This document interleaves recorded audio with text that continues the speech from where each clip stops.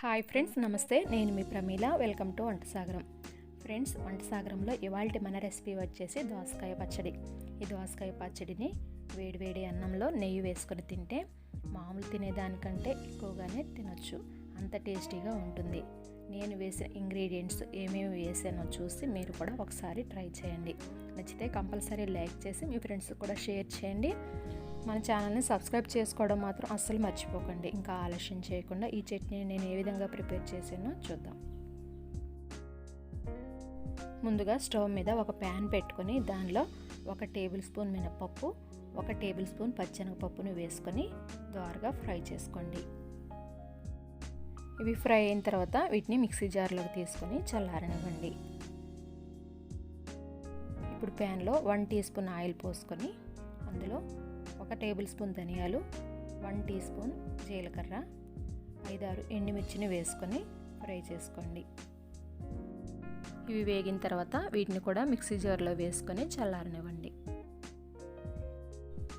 ఇప్పుడు అదే ప్యాన్లో 1 టేబుల్ స్పూన్ ఆయిల్ పోసుకొని మీ ఘాటుకు తగ్గట్టుగా పచ్చిమిరపకాయలను వేసుకొని ఫ్రై చేసుకోండి. నేను ఇక్కడ 9 పచ్చిమిరపకాయలని వేసుకున్నాను. ఈ పచ్చిమిర్చిని వేసేటప్పుడు వాటిని చాకుతో ఘాటు పెట్టినట్లయితే పేలకుండా ఉంటాయి. ఇవి వేగిన తర్వాత 2 మీడియం సైజ్ టమాటాలని పెద్ద ముక్కలుగా కట్ చేసుకొని ఈ విధంగా వేసుకోండి. వీటిని ఒకసారి కలుపుకొని మూత పెట్టి మగ్గనివ్వండి. ఈ టొమాటో ముక్కలు లైట్గా ఉడికిన తర్వాత 1 కప్పు దోసకాయ ముక్కలను వేసుకొని ఫ్రై చేసుకోండి. ఈ దోసకాయని చేదుందో లేదో ఒకసారి చెక్ చేసుకొని కట్ చేసుకోవాలి. నేను ఇక్కడ గింజలతోనే వేశాను. మీకు గింజలు ఇష్టం లేకపోతే వాటిని తీసేసి విడిగా ముక్కల్ని మాత్రం యాడ్ చేసుకోండి. ఇప్పుడు మూత పెట్టుకొని ఈ ముక్కల్ని ఉడికించుకోండి. మూత తీసి మధ్య మధ్యలో కలుపుకుంటూ ఉండాలి. ఇవి వేగిన తర్వాత కొద్దిగా కొత్తిమీరను చల్లుకొని స్టవ్ ఆఫ్ చేసుకోండి. తర్వాత దీనిని చల్లారనివ్వండి. ఇప్పుడు మనము ముందుగా మిక్సీ జార్లోకి యాడ్ చేసుకునే ఇంగ్రీడియంట్స్ అన్నీ కూడా బ్లెండ్ చేసుకుందాం.